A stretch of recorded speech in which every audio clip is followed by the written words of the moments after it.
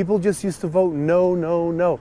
Kick the can down the road. I can't afford this. I don't think it's worth it because I'm going to sell next year or in 2 years anyway, and we're not going to do this project for another 10 years. Well, you can't do that anymore. Now the law actually stipulates what has to be fully funded in the reserve account of condos.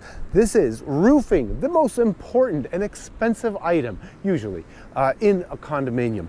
Second is load-bearing walls, another huge ticket item.